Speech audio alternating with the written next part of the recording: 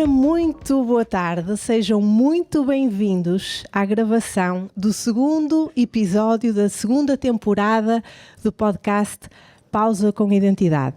Acreditem que eu estou super entusiasmada hoje, porque eu não tenho uma convidada qualquer, até porque é sobre um tema que eu acredito que é do interesse de todos nós. Sim, nós que temos a consciência que diariamente temos que ser melhores do que o que éramos ontem, certo? Concordamos até aqui? Digam que sim, que é para ficar bonito. É, boa, muito bem. Então a minha convidada de hoje é psicóloga clínica há mais de 14 anos. Ela faz com muita paixão e cuidado, não, antes de o fazer, ela é. Portanto, ela é um ser humano, ela é mulher, ela é esposa, ela é mãe, ela é irmã, ela é amiga. E para além disto tudo, isto é o importante, também é empreendedora. E todo o trabalho que ela faz na parte empresarial coloca toda a sua paixão e tem muito cuidado com os seus pacientes na importância de realçar o cuidado com a nossa autoestima e o cuidado de realçar os hábitos que nós devemos ter para nos observarmos diariamente e sermos adultos responsáveis. Isto soa bem, não soa? Vocês estão a pensar, para onde é que esta conversa vai nos levar? Tem uma presença muito ativa nas redes sociais e este ano também lançou a sua empresa online. Já nos vai falar aqui um bocadinho melhor sobre isto. Portanto, usufruam dos próximos minutos. Tenho a certeza que vai ser útil e recebam, por favor, com um forte aplauso, a minha querida convidada, Daniela Paninho. Bem-vinda, querida. Obrigada. Força. Obrigada, Joana. Que bom estar aqui contigo, a conversarmos. É um gosto e um privilégio para mim, sabes? Porque eu tenho a certeza que no decorrer dos próximos minutos eu também vou aprender muito contigo. Portanto, para além de estarmos a ser úteis para estas pessoas e as pessoas que futuramente nos vão ouvir, ou no Spotify, ou no YouTube, tenho a certeza que vou aprender muito contigo. Olha, eu gostava de fazer uma pergunta que é a seguinte. O que é que faz, ou o que é que caracteriza uma identidade adulta? Boa. Vamos logo começar assim, não é? É logo assim. Vamos logo começar assim. Get to the point. Sim, até porque é um termo que eu utilizo bastante, não é? Sermos adultas responsáveis pela nossa vida. E ainda bem que me dás a oportunidade de esclarecer o que é isto na prática. Porque a verdade é ser adulto é muito mais do que o número no cartão de cidadão, não é? Portanto, não é fiz 18 anos, cheque. Não damos esse cheque. Portanto, é muito mais sobre maturidade emocional, é muito mais sobre responsabilidade, não é? Assumirmos responsabilidade pela nossa vida, pelas nossas escolhas, e isto não implica perfeição ou ter tudo sob controle, porque não vamos ter. Mas eu sabendo que há coisas que não controlo, mesmo assim eu posiciono-me como líder na minha vida. Eu costumo usar a metáfora do carro. Eu vou ao volante, não é? O carro é a minha vida e vou pela estrada fora e eu exijo ir ao volante. É minha responsabilidade ir ao volante. E escolho quem entra no carro, escolho quem sai do carro e tudo certo se de vez em quando eu sair um bocadinho do volante e autorizar, escolher quem pode ir para lá no meu lugar. Mas eu sei que mais tarde ou mais cedo é para lá que eu devo voltar porque é lá o meu sítio. Nós somos uma vez na vida, nós devemos estar cá para nos regularmos, para fazermos as nossas escolhas, para nos conhecermos e, portanto, esta maturidade emocional de sermos adultos vem precisamente daqui, de eu sentir coisas, eu pensar coisas, eu conhecer-me, mas fazer escolhas daquilo que faz bem para mim, aquilo que faz bem para o meu contexto e existe também responsabilidade. E responsabilidade também é lidar com consequências, eu sei. E isto diferencia logo muito da infância. Era isso que eu te queria perguntar. Nesta questão da identidade adulta, há um papel da infância, de acontecimentos na infância que influenciam ou não eu tomar essa decisão de ser adulta? Claro que sim, claro que sim. E mais do que tomar a decisão é eu sentir-me como tal. Porque há muitos adultos que não se sentem adultos.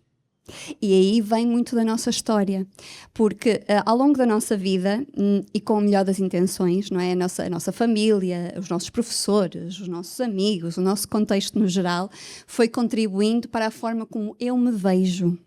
Porque em criança, nós não nascemos com um senso de identidade ou de personalidade, não é? Ele vai sendo construído com base naquilo que vamos ouvindo, aquilo que nos vão fazendo acreditar sobre nós, não é? E se eu cresço com as minhas necessidades básicas emocionais, porque necessidades básicas vai muito além da comida na mesa, da roupa passada a ferro, da casa confortável ou da possibilidade de frequentar a escola, digamos assim.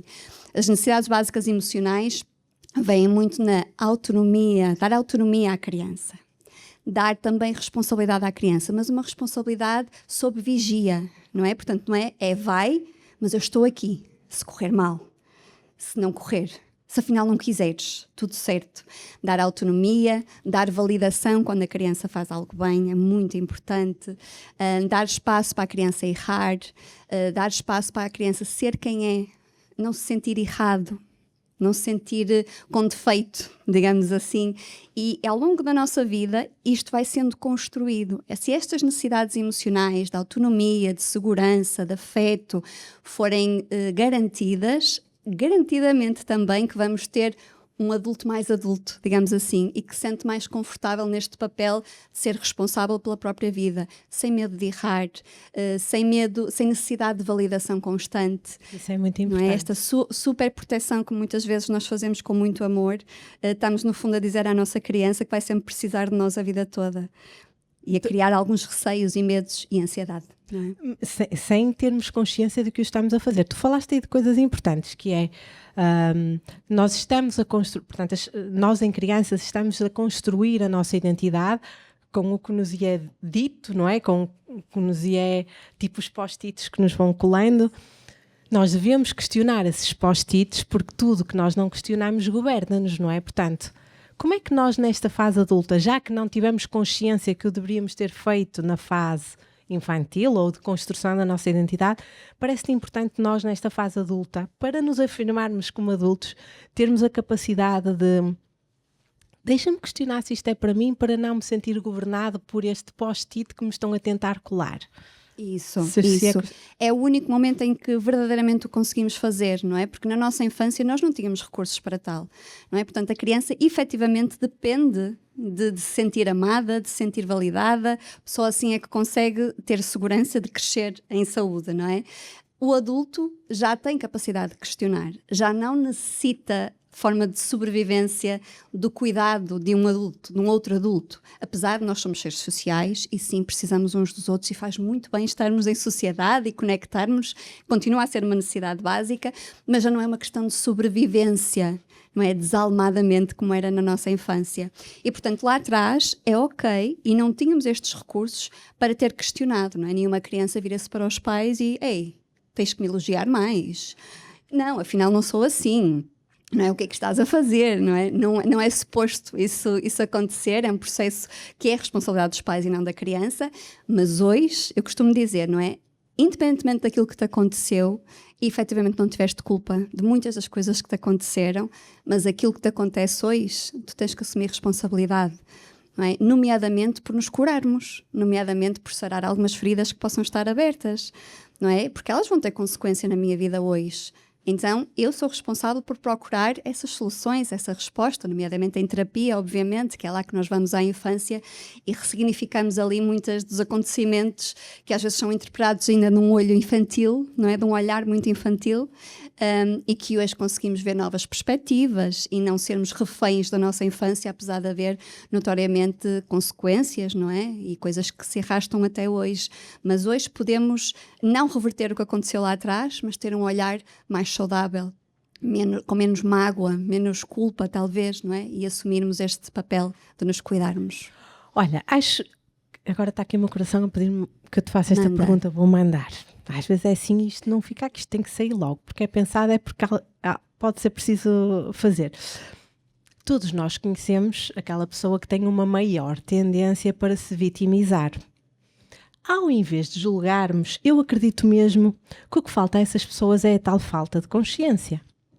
Que padrões estão associados por detrás desta forma de estar mais vitimizada? Pois é.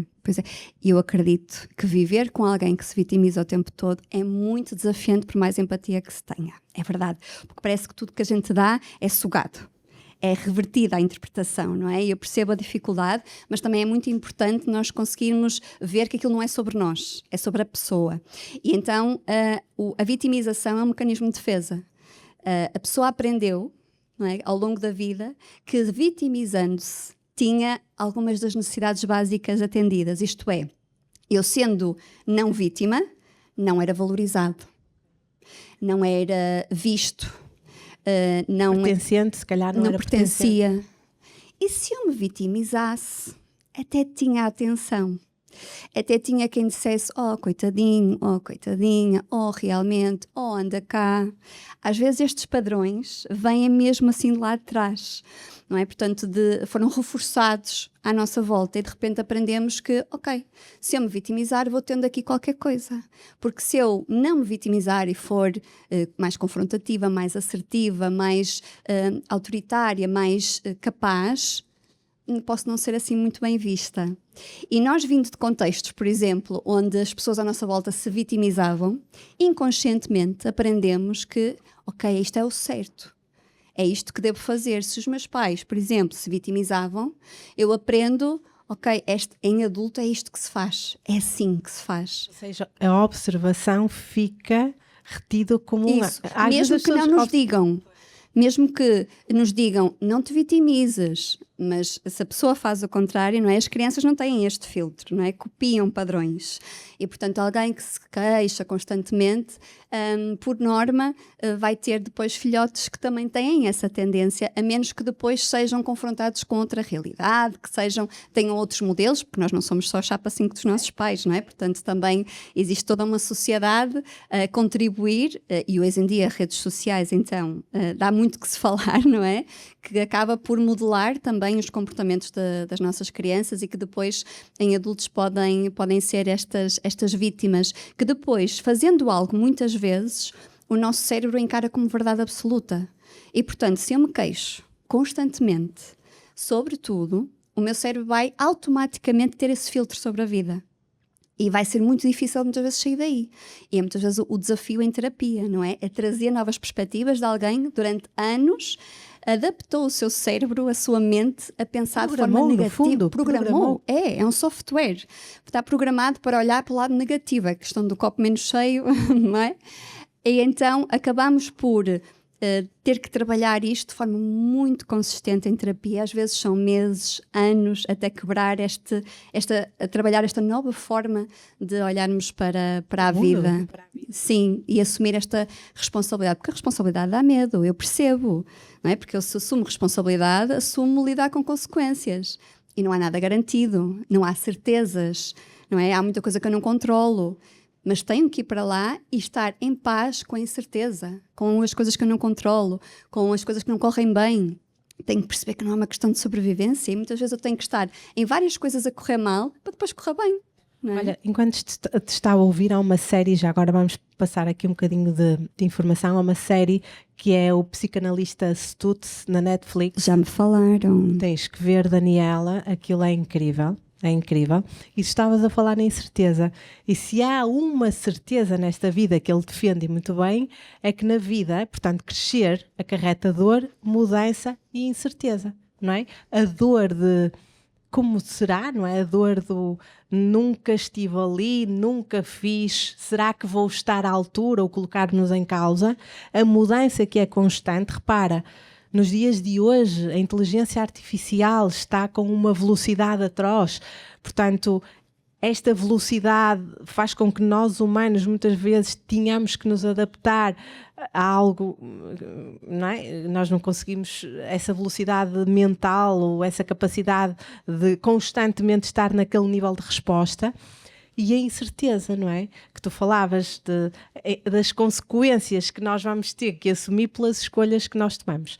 Mas eu acho que isso é extraordinário e acho que isso é que faz com que nós consigamos, no fundo, também perceber quem é que nós somos perante aquela situação, porque muitas vezes nós achamos que não tínhamos capacidades que estão aqui, que nós desconhecíamos, porque nunca nos tínhamos colocado à prova, não é? Portanto, acho curioso, estás a falar nessa questão da incerteza. E já agora, todos nós temos, ou na família, ou no trabalho, aquele colega que tem aquela tendência de, não sei se já vos aconteceu, nós damos uma solução e eles dão-nos 3 problemas. E nós 5 soluções e eles 10 problemas. Já vos aconteceu isto? Portanto, lá está, foi programado para isso. E nós, em vez de julgarmos, agora que estamos todos aqui, todos nessa consciência, devemos tentar trazer consciência a essa pessoa em vez de a julgarmos, porque o que essa pessoa realmente precisa é de apoio. Exatamente. E de ajuda e não de julgamento. Concordas comigo? Sem dúvida alguma, não é? O julgamento não vai mudar ninguém, não é? A crítica não vai mudar ninguém, muito pelo contrário, ninguém muda ninguém pelo ódio, é muito pelo amor, é muito pela empatia, é muito por estar presente, se bem que também, eu também tenho que ver qual é o meu limite, não é? Portanto, há batalhas que não são para mim e às vezes eu recebo pessoas em terapia que estão ali exaustas de tentar mudar o outro. E nós não mudamos o outro, não é? Portanto, a menos que ele queira e que vá fazer esse caminho sozinho com o nosso apoio. Não é? Portanto, não dá para mudar ninguém e às vezes também temos que optar por é uma batalha que eu quero ir, quero tentar e sim, bora, mas até que ponto, não é? Para eu também não me desgastar nesta jornada, não é? Por mais amor que tenha, também tenho que perceber quais são os meus limites e até onde é que posso ir, não é? E estás a falar uma coisa interessante, agora veio uma outra questão aqui à mente, que é, os nossos minutos são os nossos minutos, não é? O que é que nós fazemos com esses minutos para nós conseguirmos nos manter adultos conscientes, não é? Que tenham o cuidado em perceber o que é que não pode ser inegociável, que a nossa saúde mental e física é uma delas, não é? Para nós realmente estarmos nas condições perfeitas, se é que concordas comigo, para tomar as escolhas para a nossa vida de forma consciente. Isto faz sentido? Super sentido, sim. Até porque a minha regulação emocional também depende desse tempo para mim. É o não negociável, não é? Tem que estar mesmo na nossa vida, porque senão não existe forma de me regular. Eu estando com o copo cheio, lá está, estando com o copo cheio, estando com as emoções à flor da pele, não vou conseguir ajudar nem a mim nem ao outro. E se estiver a desgastar... da máscara no avião, não é? Exatamente. Essa questão da máscara utiliza muitas vezes também em consulta, não é? Primeiro colocar em nós e só depois na criança, ou neste caso a pessoa que estamos a cuidar, não é? Porque se eu não estiver bem, não vou conseguir ajudar ninguém. Mas muita gente está em exaustão e a continuar a achar que o caminho é ajudar o outro e que é lá que se recarrega, mas não, é o tempo connosco, é o tempo de regulação connosco, de conexão connosco, de menos ruído à nossa volta, que nos ajuda a ganhar um bocadinho mais de estofo, para depois também sermos úteis para o outro, não é? É muito importante. Olha, agora veio-me aqui, isto é incrível, isto é só ouvir-te isto. Há uma diferença entre reagirmos ou agirmos. Então, uma pessoa adulta tem mais tendência para reagir ou para agir? Explica lá assim aqui com o contexto. Certo, muito pertinente essa conversa e esses conceitos, não é? Porque o que é reagir? É agir de forma impulsiva, não é? De forma automática, sem tomar uma decisão, ao fim e ao cabo.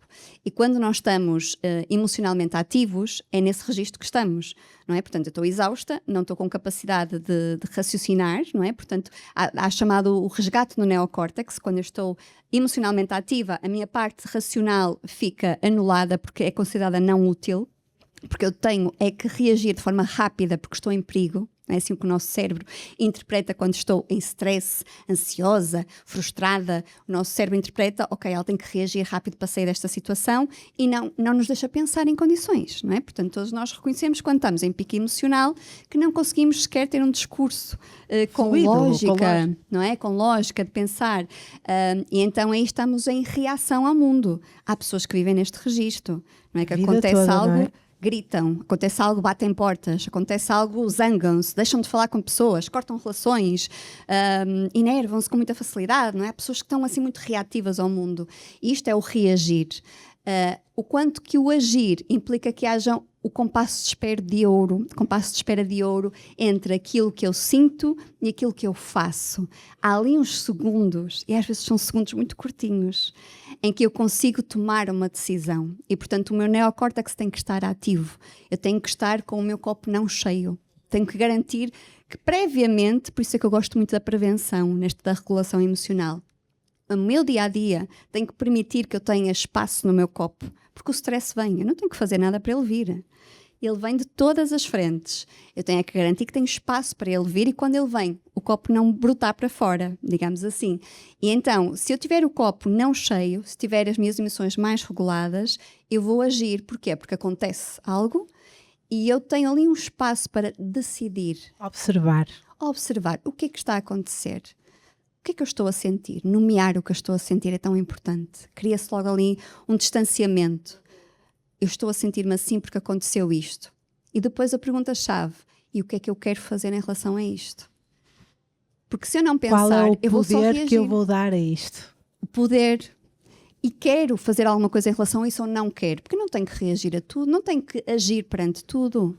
Eu tenho que perceber o que é importante para mim. A minha energia é limitada.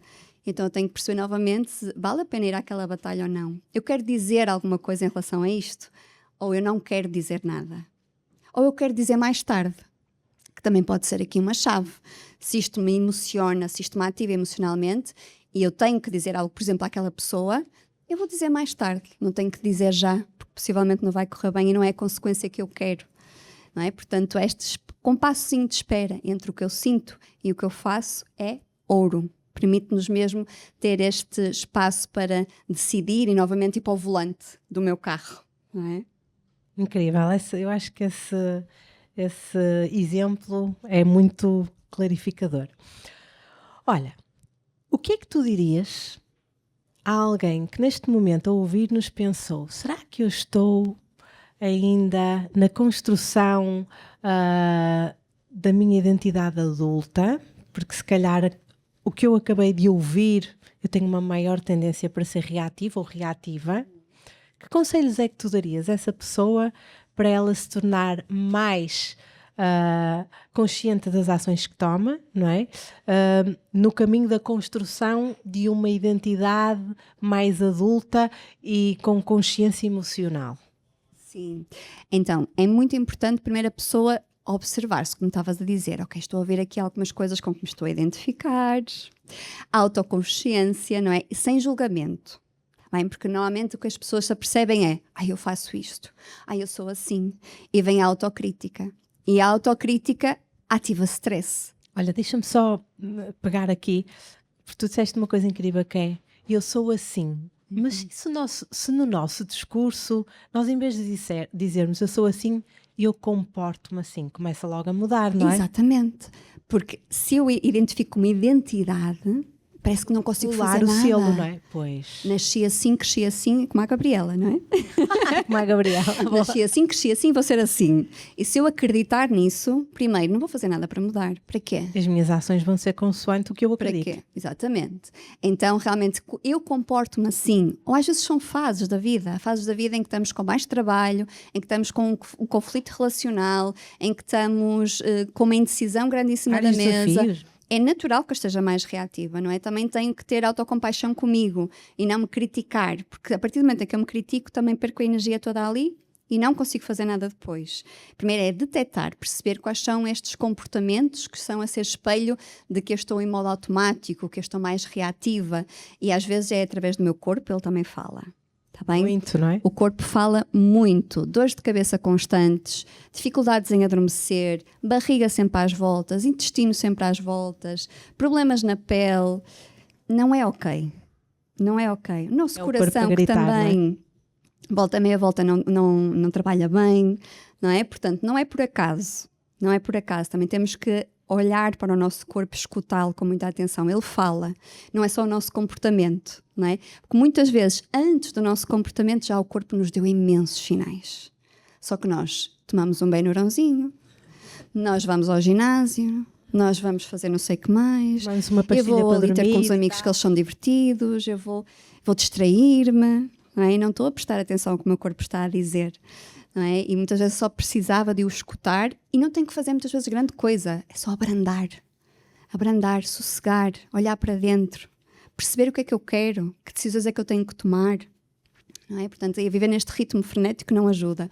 O corpo fala, os meus comportamentos também falam, não é? Se eu estou mais reativa, se estou, lá está, a elevar a voz com mais facilidade, a não ter paciência para coisas que eu tinha antes, a deixar de ter prazer nas coisas que eu gostava de fazer, a deixar de querer estar com pessoas, isolar-me. Tenho que ter muita atenção a estes processos. Possivelmente há alguma coisa ali de maior que não me está a permitir ser adulta. Porque se eu estou em modo de sobrevivência, eu vou ser criança. Eu só vou querer que me cuidem. Só vou isolar-me, fechar-me e querer quase que gritar socorro para alguém me ajudar. Mas depois que me isolo, as pessoas muitas vezes não se apercebem do que está a acontecer. Não é? Portanto, aí eu aconselho, falem com pessoas. Não tem que ser com toda a gente. Sei que as pessoas podem me dizer, mas eu na minha volta não estou a ver assim ninguém. Mas há sempre ali uma pessoa que vai ouvir, só que nós achamos que não queremos ser chatos, achamos que aquela pessoa não tem paciência para nós. Está com uma vida também atarefada e que não vai ter uns minutos para me ouvir. Exatamente, mas se há coisa que o ser humano gosta é de ser útil. E a amizade também é para isto. E se não estiver a ser suficiente, procurar ajuda profissional também, para perceber o que é que está a acontecer, para sentar, olhar para dentro, para se conhecer, não é? Porque às vezes não basta sozinhos, não basta ler livros, não basta estar com os amigos, desabafar com alguém. Pode começar por aí, mas para ter uma ajuda nesse sentido, mas é muito importante também a ajuda profissional, onde realmente nos sentamos a olhar a fundo para a história da pessoa. E muitas vezes é um desconhecido, até pode facilitar a abertura da fluidez da nossa conversa, sim, claro, não é? Sim, para a clareza sobre o assunto até vir ao de cima, não é? Sim. Porque deste lado, zero que me importa realmente o que está a acontecer na vida da pessoa. Interessa-me o bem-estar da pessoa, não é? Portanto, não vamos ali para julgar, não estamos ali para saber mais, estamos para cuidar do bem-estar daquela pessoa, não é? E a nossa vida segue igual. Eu costumo dizer, podes-me contar tudo, que a minha vida vai ser igual quando desligarmos aqui a nossa sessão, porque as pessoas às vezes, não é? Restringem-se muito, o que é que agora a psicóloga vai ficar a pensar de mim? E não fica a pensar nada, não é? A minha vida é outra coisa, este momento tu és a pessoa mais importante da minha vida nesta hora, mas depois, claro que também há o estudo, o processo, mas depois a vida também segue, não é? Mas esta ajuda é muito importante para conseguirmos muitas vezes desbloquear coisas mais profundas que estão enraizadas. As pessoas já gostam de ti e querem saber mais de ti, não é? Vamos lá então agora a esta parte. Dás consultas online? Como é que as pessoas te podem encontrar? Conta-nos tudo. Sim, exatamente. Eu dou consultas de psicologia online, portanto sou psicóloga clínica.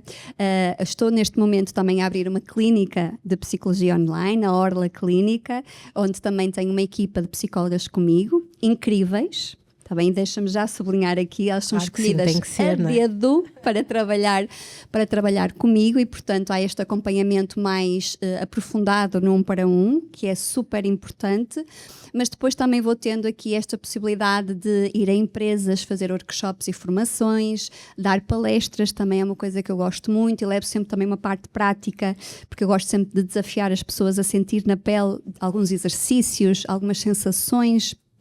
E acima de tudo que cada um seja responsável por se regular, porque estamos demais a colocar esta responsabilidade no colo do outro. Regula-me, a culpa é tua, tu és o responsável, é o tempo, é o chefe, é o namorado, é o marido, são os pais, são os amigos, todo mundo está, é o vitimismo, não é? Culpa é sempre do outro, responsabilidade é sempre do outro, mas se nós aprendermos a como funcionamos e a como nos podemos regular, a vida fica muito mais facilitada. Portanto, eu costumo dizer, se toda a gente à nossa volta se soubesse regular, nós estávamos tão mais descansados. Eu concordo contigo, sabes? E depois há uma coisa engraçada que há pouco estávamos a falar sobre isso, de aquelas pessoas que não falo com um amigo porque se calhar não tem tempo para mim, para me escutar. Então por que raio de carga de água nós havemos de pensar que os outros que não têm tempo para me escutar vão ter tempo para cuidar da minha vida? Porque eu quando coloco a minha... foi culpa do outro que não chegou a tempo, ou que não me enviou o e-mail, ou o marido que não sei o quê. Então, porque é que para nos escutar eles não têm tempo e vão ter tempo para regular a nossa vida? Sim. E muitas vezes o que precisamos é que nos escutem. Não é que resolvam a nossa vida. que até nos façam aquela pergunta de nunca tinha pensado nessa perspectiva. Assim sendo, eu posso fazer ou acontecer desta forma. Ou seja, é para isso que nós servimos uns para os outros, porque esta escuta ativa, não é? Porque ao escutar, olhar para o telemóvel, ou ao escutar o olho no olho, em que tu estás realmente no momento presente a querer servir aquela pessoa que está a ter a vulnerabilidade de abrir o coração para ti, não é? Portanto, é importante nós também percebermos isto, não é? Porque se estamos no papel de ouvinte, aquela pessoa confia em nós de alguma forma e nós também não podemos desiludir, não é? Por isso é importante que nós também tenhamos consciência deste papel na vida do outro ser humano. Concordas comigo? Super. E costumo dizer mesmo, quando as pessoas me perguntam assim, mas o que é que eu digo, o que é que eu faço? Aquela minha colega está com problemas, aquele meu familiar está com problemas. Escuta, não precisas de querer resolver nada. Além disso, há uma questão-chave. Nós queremos muito resolver as emoções do outro. Nós temos uma dificuldade tremenda em ver o outro triste, em ver o outro zangado, em ver o outro ansioso, porque achamos que temos que ir lá e resolver. E isto não funciona assim. Eu não consigo chegar lá e mexer num botãozinho e regular a emoção do outro. Mas muitas vezes só o espaço para o outro estar triste, estar zangado, estar frustrado, só darmos ali um espaço de dizer, estou aqui e não vou embora se estiveres triste. E não exijo que fiques feliz, porque isto também é uma questão, não é? Esta exigência de estarmos bem faz muito mal. Não temos que estar sempre bem, não temos que estar sempre felizes, não temos que estar sempre ansiosos, mas também não temos que estar sempre com expectativas altas em relação a tudo, não é? Portanto, as emoções são todas para ser sentidas e só eu escutando o outro já estou a fazer muito, muito. Muitas vezes posso até dizer, eu não sei o que fazer para te ajudar, mas eu estou aqui. É uma necessidade básica, é sentirmos pertencentes, validados, acolhidos. E isso já resolve muita coisa. Era precisamente isso que eu ia dizer. Só o sentir pertencente já, não é? Já é meio caminho para aquela pessoa carregar alguma energia que precisa para tomar aquela ação que no fundo ela até já sabe que tem que tomar, mas não sabe muito bem se tem energia ou a coragem para o fazer. Não é? Boa, estou a gostar. Acho que isto está a ir por um caminho bonito. Deixa-me dizer-te aqui, deixa-me ver aqui o que é que o meu coração assim pede, assim de repente. Acho que já falámos na questão... esta questão da autorresponsabilidade. É uma palavra para já muito comprida, não é? Autorresponsabilidade. E depois tem o auto antes da responsabilidade, porque existe a palavra só responsabilidade e autorresponsabilidade. Porquê é que isto assusta tantas pessoas? Novamente, não é? Lidar com a consequência. Porque se eu sou responsável, porque há uma diferença entre a responsabilidade e a culpa, por exemplo, que também é importante aqui esclarecer. A culpa é uma emoção base. Não dá para escolher não sentir. Culpa ou outra coisa qualquer. Não dá. Eu não quero sentir isto, não dá. Eu muitas vezes em consulta digo, lamento, não vai acontecer. Temos que medir as expectativas aqui, não é? Todas as emoções são úteis.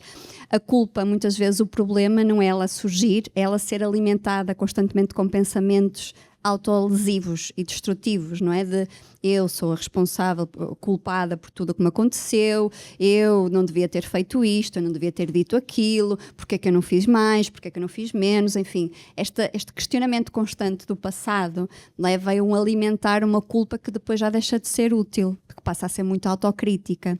Porque a culpa, quando vem, só nos vem dizer o seguinte: aconteceu qualquer coisa que não é aquilo que tu queres, que não é aquilo que te faz bem. E portanto não está alinhado com os teus valores e por isso ela vem. As nossas emoções comunicam sempre algo. Vem a culpa e eu percebo e retiro de lá uma lição. Ok, estou-me a sentir culpada. Porquê? O que é que aconteceu? Olha, uma oportunidade de ver o que é que aconteceu, Observar. o que é que aconteceu, quais são as variáveis ali envolvidas. Eu não quero que isto volte a acontecer, não é? Senão não sentiria culpa. O que é que eu posso fazer numa próxima para melhorar? É uma oportunidade, esta emoção. Só que se eu estiver sempre a alimentá-la, ela vai ficando cada vez mais direcionada para a crítica, não é? Para a autodestruição. E eu, se passar da culpa para o que é que eu posso fazer, passo para a responsabilidade. Ou seja, para o domínio. Exatamente, para algo mais cognitivo e comportamental. Porque a culpa é uma emoção, vem. E eu depois posso digerir essa emoção, depois decidindo, ok, já percebi, estou a sentir culpa, não é errado sentir culpa, é certo, é o que é. Está desalinhado aqui alguma coisa comigo, o que é que eu quero fazer agora com isto? E vem a responsabilidade, não é? Sabendo que eu não controlo tudo, há incerteza, Não sei se vai correr bem, se não vai correr bem, mas eu tenho que decidir o que quero fazer em relação àquilo. E aqui vem a responsabilidade. E muitas vezes esta responsabilidade, as pessoas acanham-se muito porque têm medo de errar. Porque associam julgamento. Porque associam, se eu errar, vou ser julgada. Se eu for julgada, vou ser rejeitada. Não vou pertencer. Não vou ser validada. Não vou mostrar o meu valor. Vou-me abandonar. Que depois há algumas feridas aqui para trás que também convém ser exploradas. A tal da infância, que começámos o podcast a falar sobre isso. Exatamente, há umas feridas para trás que convém serem saradas aqui, não é? E este medo de errar e que não dê certo leva muita gente a não assumir essa responsabilidade, porque a probabilidade de não correr bem também existe. E eu não sou nada de pintarmos o mundo de cor-de-rosa. Também e nos meus processos nós trabalhamos com realidade. Ok, pode correr bem, mas também pode correr mal. E muitas vezes a pergunta que eu faço é, e se correr mal? E as pessoas dizem, se correr mal, faço outra coisa, ou mudo os planos, ou então desisto desta ideia e, enfim, não é assim tão perigoso, pois não, eu costumo te perguntar, não é assim tão perigoso se correr mal. Portanto, na dúvida, bora, vamos, se correr mal. A gente safa-se, não é? Existe sempre um plano B. Não é uma questão tão grande de sobrevivência. E, portanto, esta responsabilidade tem também com lidar com esta questão de se não correr bem, o que é que eu vou fazer com isso? Então, bora também traçar um plano para se não correr bem. A vida é feita disso. Ou ajustar, a vida é mesmo assim. Não é? Mesmo quando nós colocamos, às vezes, para ir de um ponto ao outro no GPS, vamos apanhar trânsito e vamos por uma rua diferente do que a que o GPS nos sugere e nós vamos chegar lá na mesma, não é? Portanto, estes ajustes, tanto na vida, também são necessários como no carro, por causa do exemplo do carro. Olha, nós já estamos aqui a conversar há algum tempo. E como nós vamos permitir que as pessoas façam parte, antes das pessoas fazerem parte, eu costumo sempre perguntar aos convidados se têm alguma pergunta para me colocar. Eu não sei se tu tens ou não. Normalmente têm sempre, acham sempre que querem sempre fazer-me assim aqui alguma pergunta. Posso lançar assim aqui uma. Força, não é? Bora lá. Qual foi assim na tua vida a virada de chave onde assumiste responsabilidade pela tua vida? Porque eu sei que tu a assumes. Qual foi esse momento em que disseste, a partir de agora eu vou ser a adulta que cuida de mim? Epá, tinha 10 anos. Conta-nos. Não vou contar muito. Não vou contar muito, vou só contextualizar aqui um bocadinho. Os meus pais separaram-se, era muito, muito nova. Tinha 4 anos. Isso trouxe a ausência do meu pai na minha vida por longos anos. E trouxe uma mãe que não soube ou não teve o apoio certo para conseguir curar as suas feridas e as suas mágoas. Portanto, a posição perante a vida foi mais uma posição de vitimismo. E então, com 10 anos, quando eu começava a perceber-me que tinha que tomar um lugar que não era o meu, que era ser mãe da minha mãe e mãe do meu irmão, eu própria fui para um papel que não pertencia, não é? Dentro da consciência que tinha com aquela idade, não é? E com as pessoas que me relacionava, não é? Na escola, que tu falaste muito bem, não é?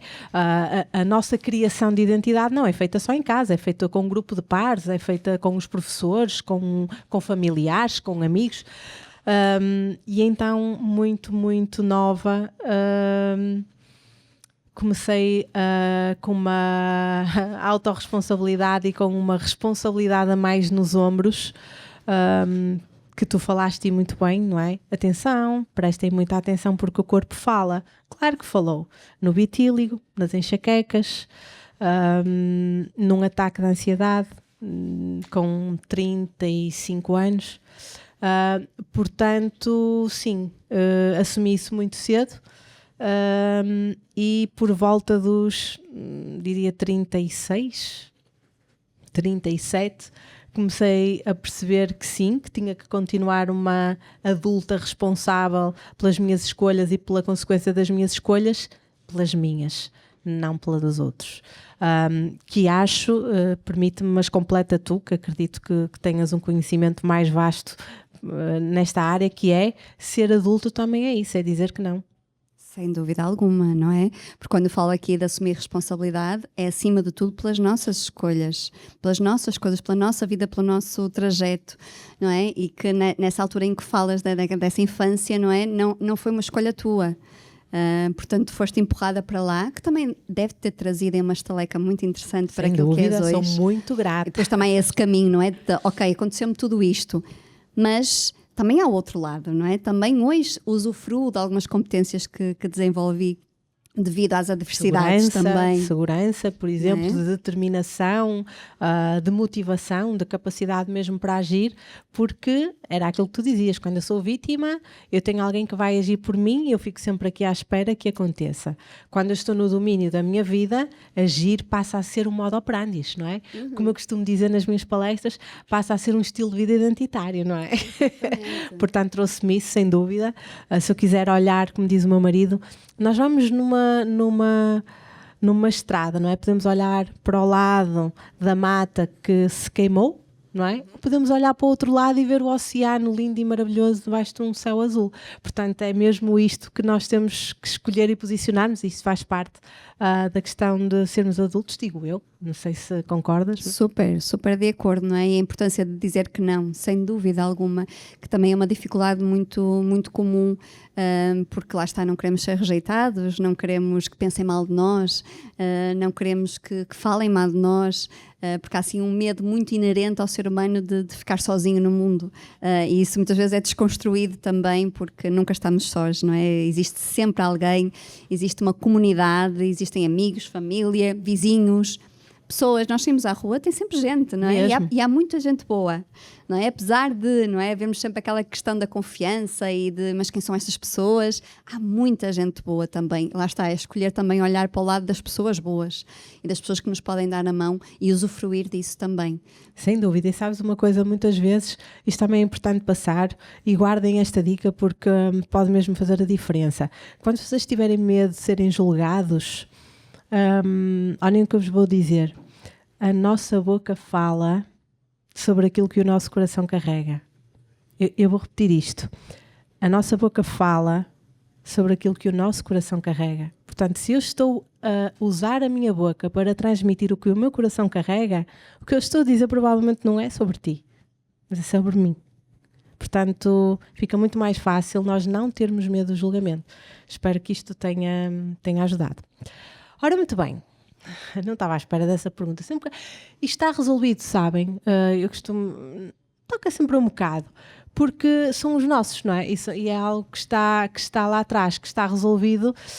E eu, quando era nova, sabes, dizia-me assim: ó Joana, tu tens mesmo a mania que vais ser a justiceira do mundo. Oh pai, vocês nem imaginam a energia que isso me desgastava. Vocês nem estão a imaginar.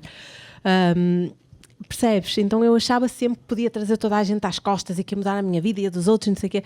Pá, tudo errado. Está tudo errado. Eu tomei consciência que olhem, isto que eu vos vou dizer, esta consciência minha doeu-me muito e vou-vos passar, que é o eu fazer tudo pelos outros. Eu percebi que eu tive 50% de culpa dos outros não fazerem por eles.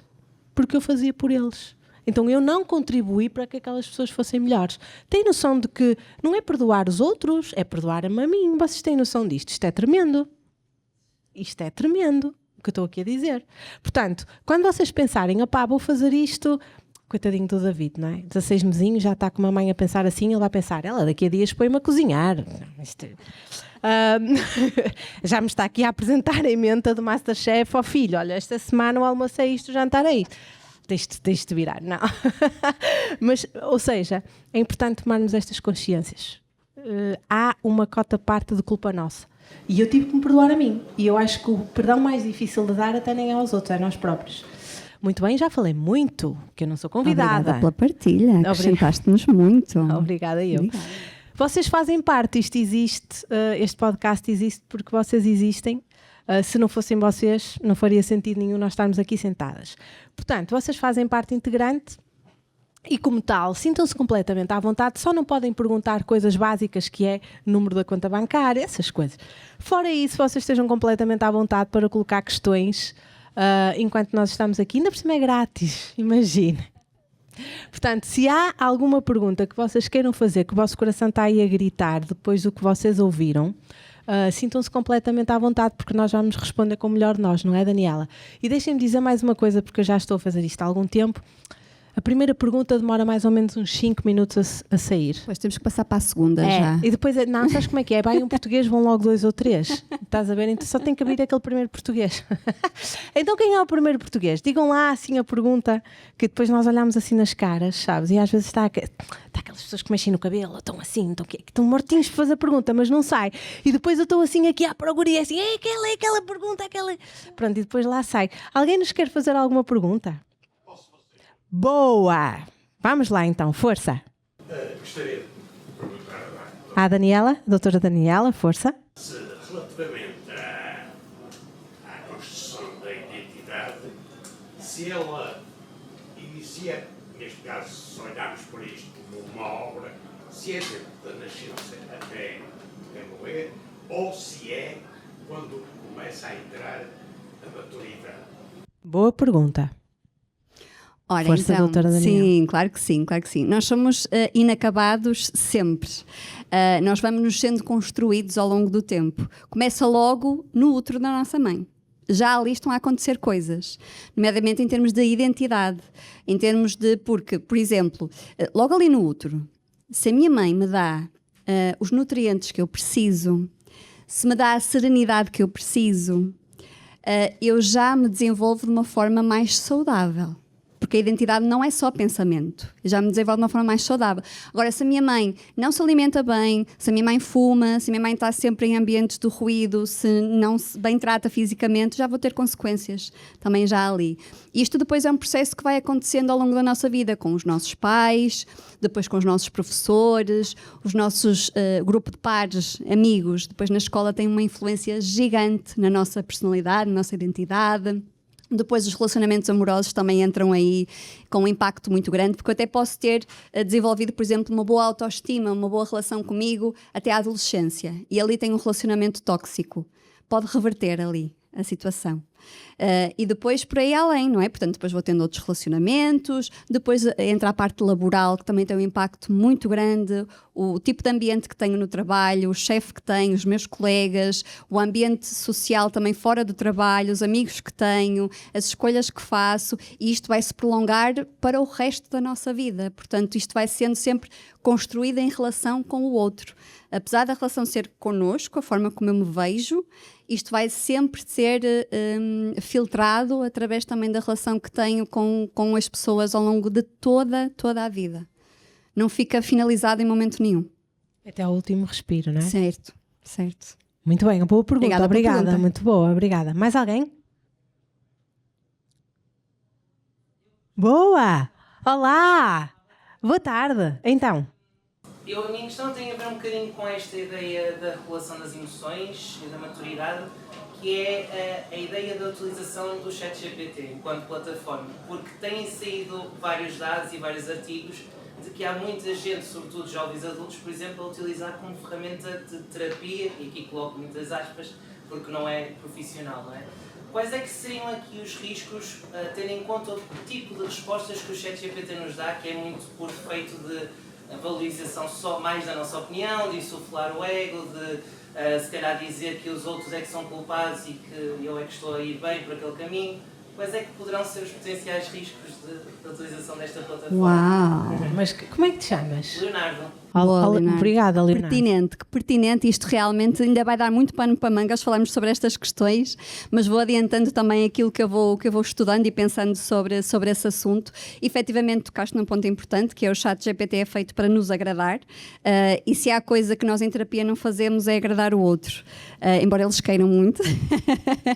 Nós também estamos para desafiar o pensamento, não é? Porque se a minha lógica, por exemplo, alguém que se vitimiza constantemente, eu estou a desabafar com o ChatGPT, ele vai dizer que eu tenho toda a razão do mundo, que eu realmente sou uma coitadinha, que realmente o mundo está contra mim. E o que é que isto vai me afetar neste sentido de realmente eu tenho razão, realmente eu tenho que me afastar destas pessoas, realmente, e vou alimentar estes pensamentos negativos, não é? Sobre o mundo, sobre a vida, e portanto não vou conseguir desafiar-me para sair, para quebrar padrão. Se eu tenho um pensamento negativo, partilho com o ChatGPT, ele vai validá-lo sempre. E não é que o pensamento seja errado. Neste sentido de, não é por eu estar a pensar algo negativo que devo-me recriminar por estar a pensar algo negativo, mas eu devo ter alguém à minha frente, e isto é o papel do psicólogo também, que me desafia a ver outras perspectivas. E torna-se extremamente perigoso, nomeadamente em casos de depressão, a ideação suicida é muito perigoso porque o ChatGPT não vai conseguir tirar a pessoa do loop negativo, não é? Vai sempre dizer que ele tem razão, que a vida é injusta, que ele vai dizendo, não é? Que realmente a pessoa tem que se curar, tem que se tratar, tem que olhar para o lado bonito da vida, mas o que é isso na prática?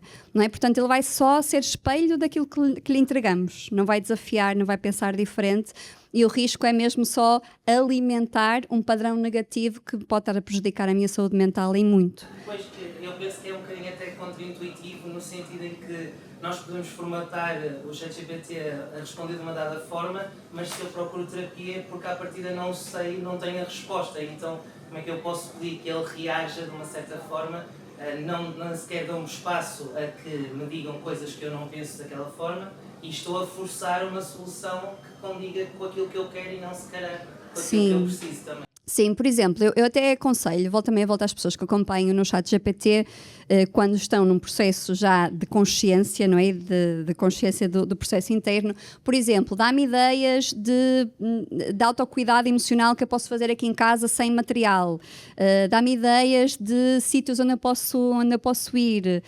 Não é? No fundo, alimentar já um caminho de autocuidado e de forma positiva, de autocuidado positivo.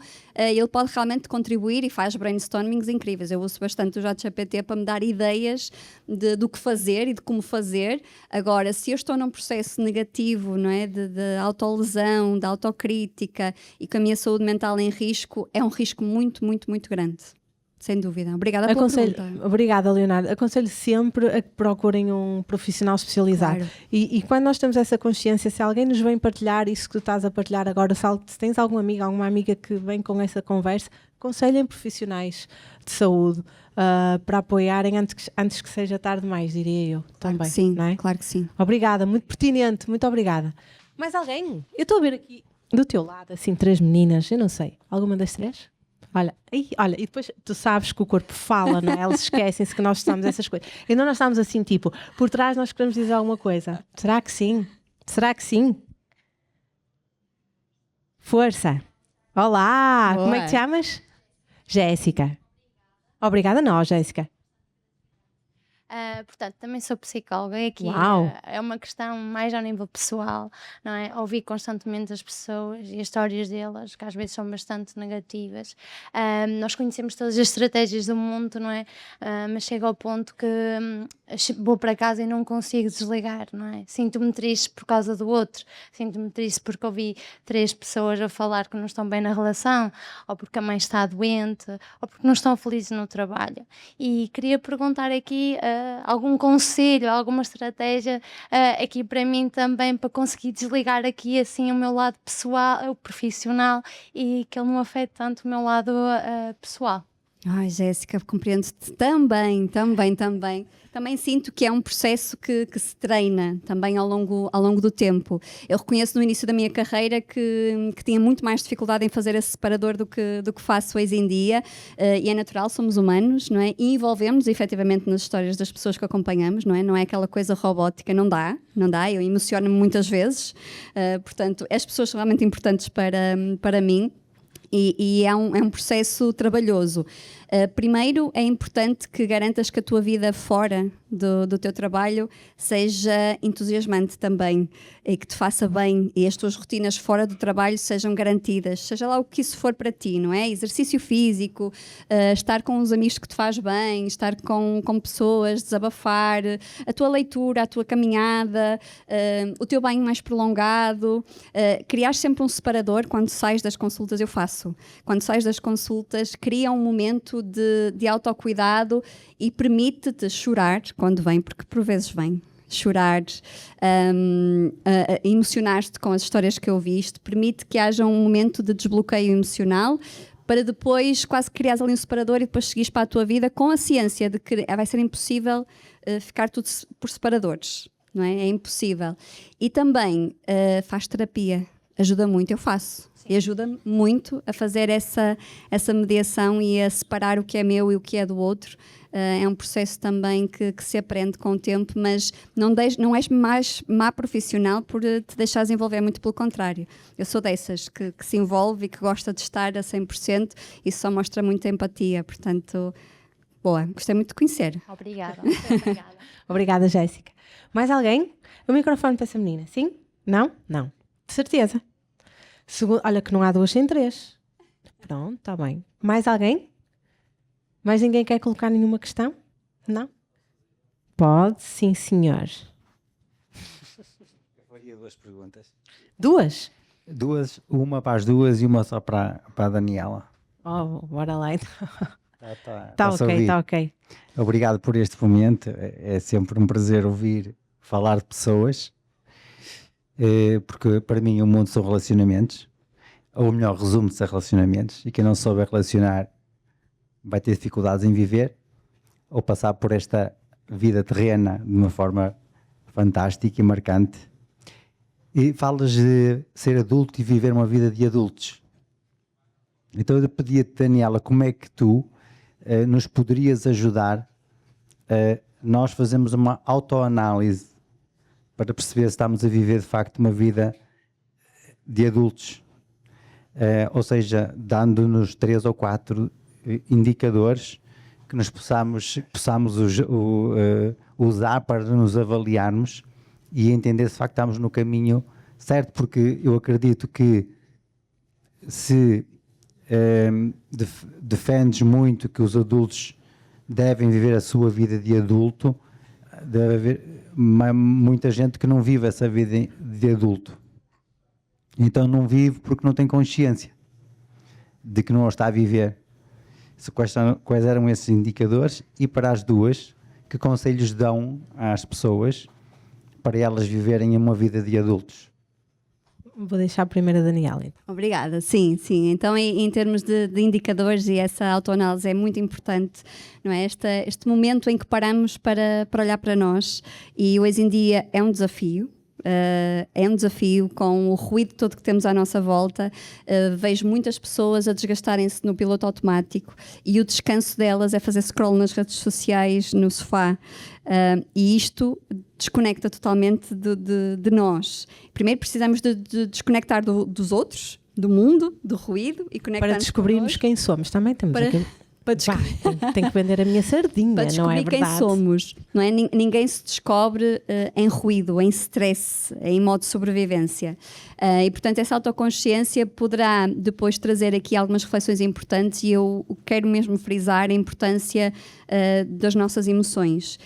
Isto é, as nossas emoções transmitem mensagens. Emoções positivas como a alegria, a serenidade, a paz, o entusiasmo. Estas emoções consideradas positivas mostram o quê? Estás a viver aquilo que pretendes. Estás a ter resposta para as tuas necessidades. Boa. É quase como estás a cuidar bem de ti. Emoções como a ansiedade, o stress, a frustração constante, a raiva, a irritação. Se estas emoções estiverem muito presentes na nossa vida, estão a dar-nos a mensagem de: ei, tu não estás a cuidar das tuas necessidades. Não está a ser suficiente o que estás a fazer. Ou os ambientes que estás a frequentar, as pessoas com quem estás, as escolhas que estás a fazer nos teus hábitos diários. E, portanto, este é logo o primeiro indicador. Se a maior parte do nosso dia for com estas emoções negativas, eu possivelmente não estou a ser adulto suficiente primeiro para as escutar, e depois para tomar decisões que deem resposta a essas necessidades. E as necessidades depois cada um sabe, não é? Eu estou a precisar de quê? Estou a precisar de mais sossego? Estou a precisar de mais diversão? Estou a precisar de mais conexão com o outro? Estou a precisar de mais incentivo à minha consciência, ao meu conhecimento? Estou a precisar de aprender mais?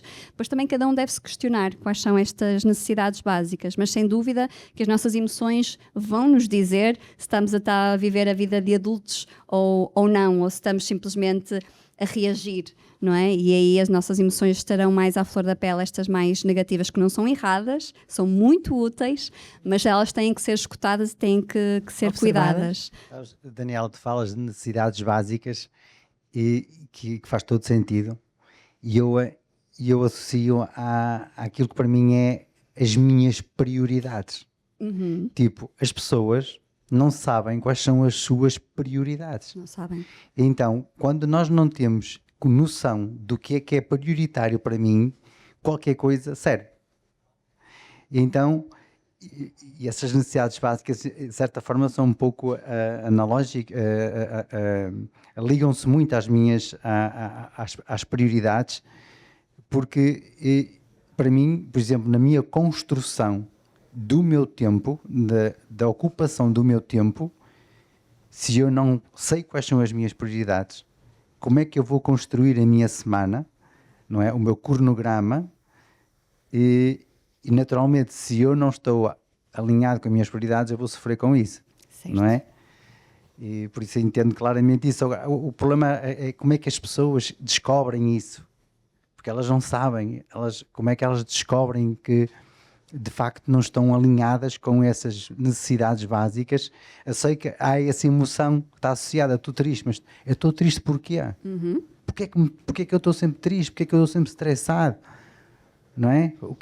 Como é que eu consigo tentar chegar à raiz dessa que me leva a essa emoção? Sim, eu gostava muito de dizer que era um processo fácil, mas não é, efetivamente, não é? Se eu for desde pequenino treinado a tal, ou seja, se desde pequenino os meus pais, os meus cuidadores até me perguntam, olha, o que aconteceu?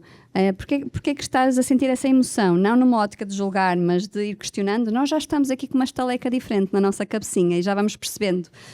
Agora, o que acontece é que nós não estamos a parar sequer para perguntar porquê que eu estou triste, o que é que está a acontecer comigo. Ou então perguntamos e paramos no julgamento de porquê que eu estou triste. Está tudo bem? Eu ouço muitas vezes isto em consulta. Porquê que eu estou triste? A minha vida está tão boa. E julgam-se, não é, por estar triste, mas há alguma coisa ali. Aqui posso dar a sugestão, nunca substituindo terapia, porque é lá que eu ajudo esse caminho, não era impossível agora fazermos aqui uma terapia aos dois, era impossível, mas a escrita ajuda muito, a escrita diária, livre. Não é responder a perguntas. Pegar no nosso caderninho, ou mesmo no nosso bloco de notas no telemóvel. Eu prefiro o caderninho por causa da luz azul, não é? A luz branca e azul no nosso telemóvel não é ok. Não faz tão bem aqui para a nossa mente. Mas pegar num caderninho e começar a fazer uma escrita livre do que me aconteceu no dia, como é que eu me fui sentindo no dia, sem querer chegar a grandes respostas. Se eu começar a fazer isto de forma gradual e consistente, eu vou começar a descobrir coisas que não fazia ideia que mexia comigo. Ok, eu estou triste, não estou a perceber de onde é que isto vem, mas de repente começo a falar na minha escrita, começa a vir um tema, uma pessoa, uma situação, coisas assim pequeninas, eu começo, é isto. Ou seja, isto é um processo que não acontece uma vez, acontece de forma muito prolongada no tempo. E eu tenho é que me treinar a perguntar-me coisas. A treinar, perguntar-me de onde é que isto vem. E se não vier, tudo certo. Vou-me perguntar outra vez. E seguir este caminho de autodescoberta. Isto é uma descoberta para a vida, até porque o que eu sou hoje não é o que eu era há 10 anos atrás.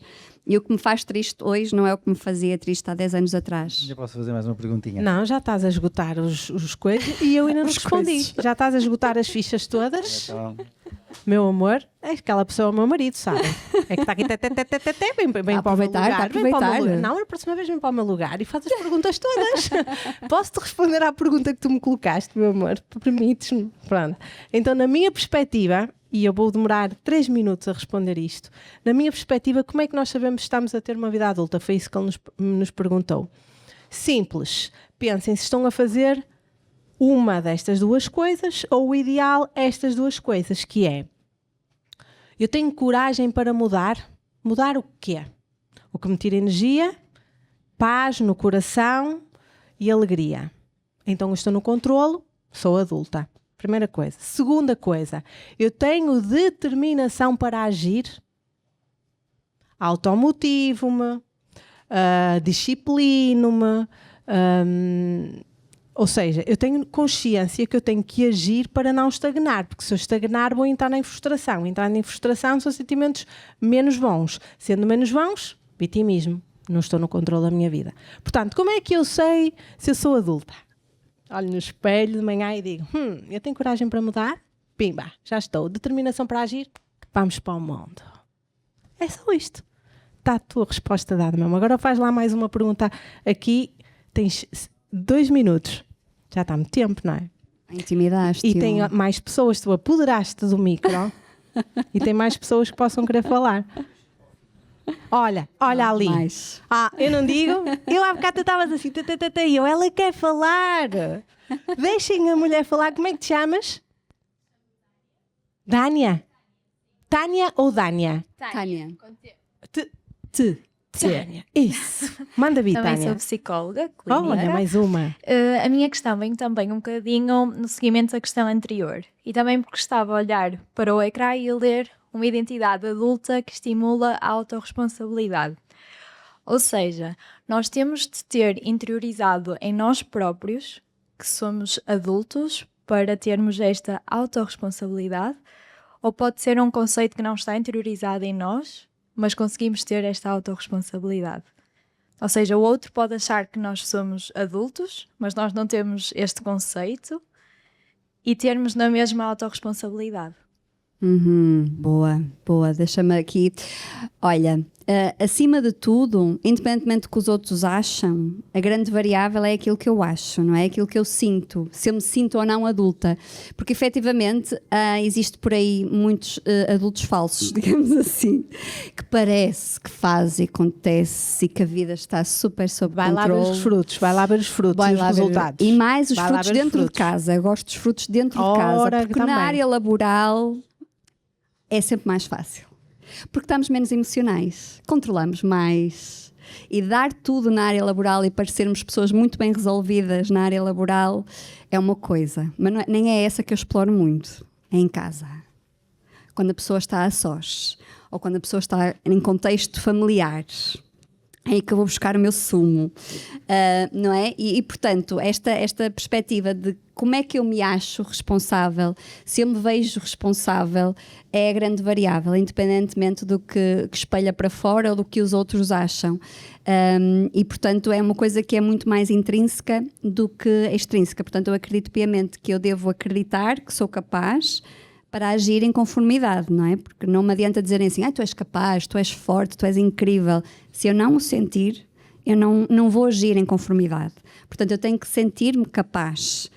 E esta autoconfiança, como estávamos a falar há bocadinho, vem de terreno, não é? Eu tenho que me arriscar a ir para o terreno, tenho que fazer coisas de adulto para perceber que consigo fazer esta manutenção e ser capaz de lá estar. E ser adulto não é fazer as coisas de forma perfeita, não é controlar tudo, não é saber sempre o que fazer, é saber que eu tenho que decidir e sou responsável por isso. Mas às vezes também fico indecisa, às vezes também não sei se é por ali, se é por outro caminho, mas eu tenho que ir, não é? E portanto não ficar estagnado.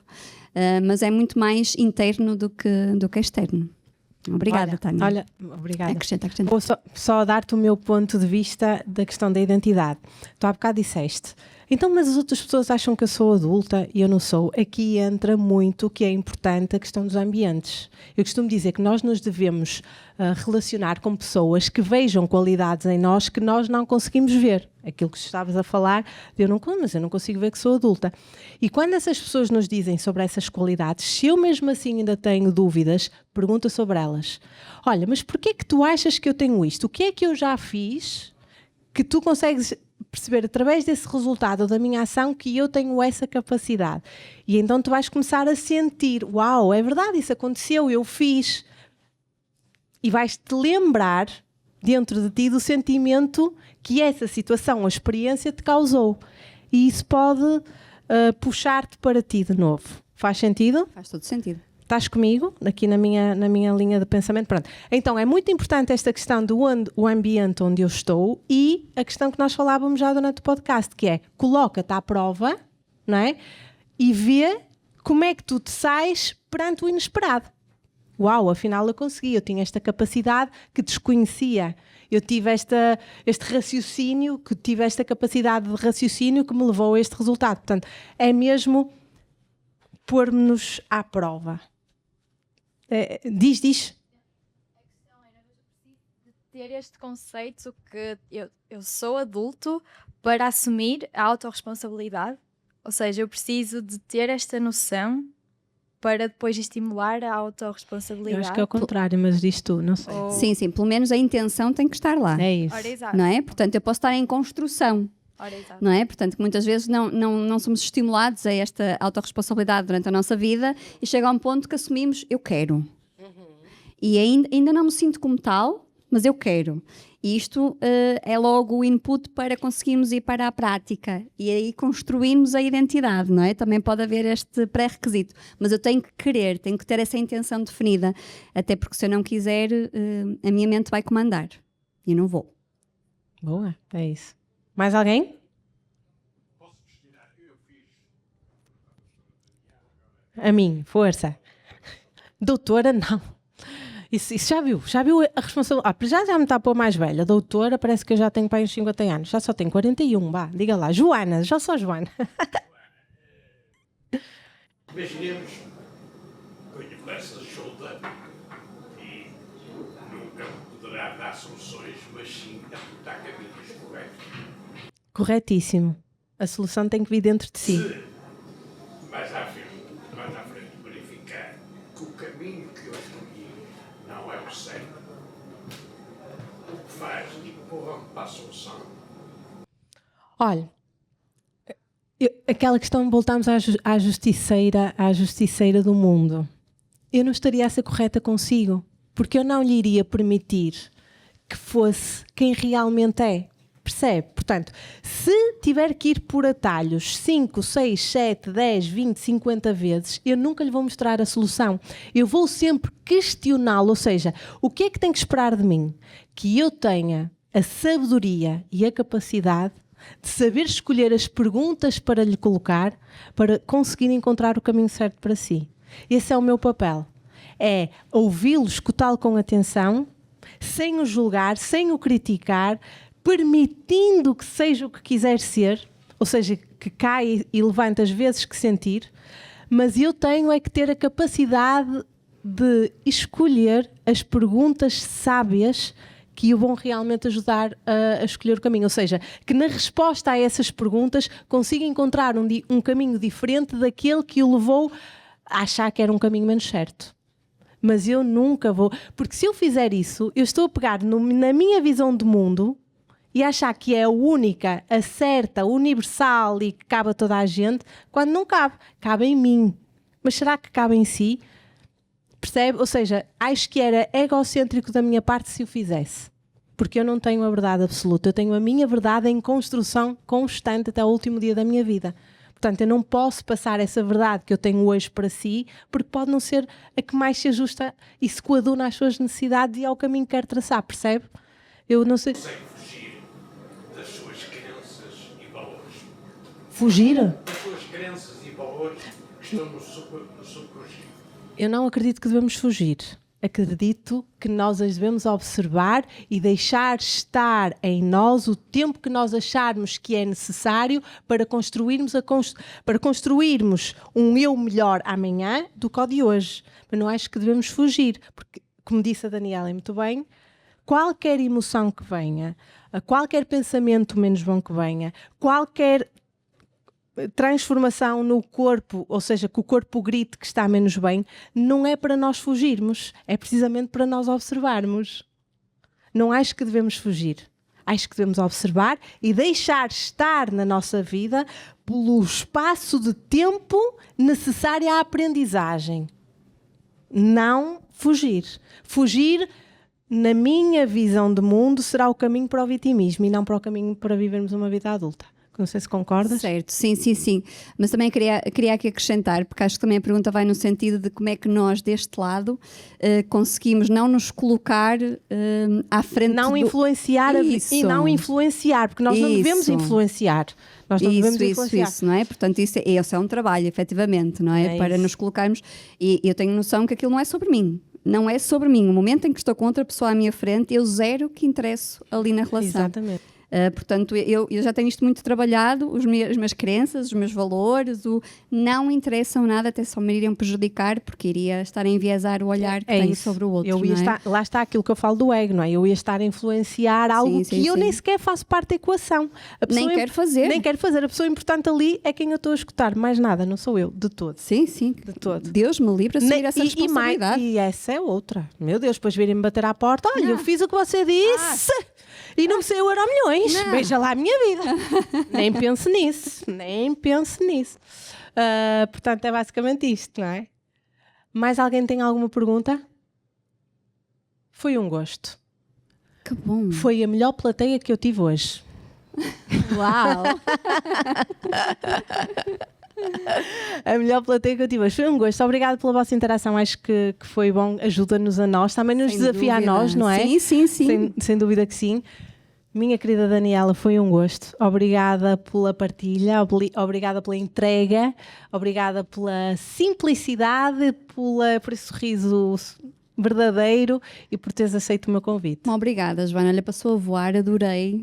Estava aqui mais um tempão à conversa contigo. Portanto, olha, convida-me mais vezes, desafia-me mais vezes. Gostei. Está bem? Gosto muito desta entrega aqui nestes momentos. Também vivo disto, também me alimento disto. Portanto, senti que também tocamos em pontos importantes e depois também vou estar atenta ao feedback que nos forem dando aqui do podcast. Também vou estar de olho. Depois podem assistir se precisarem ou se quiserem recomendar a alguém que faça sentido no Spotify e no YouTube. É só estarem atentas às nossas redes sociais e foi um gosto. Um resto de boa semana para todos vocês. Fiquem com Deus. Muito obrigada de coração. Beijinho. Obrigada. Sim.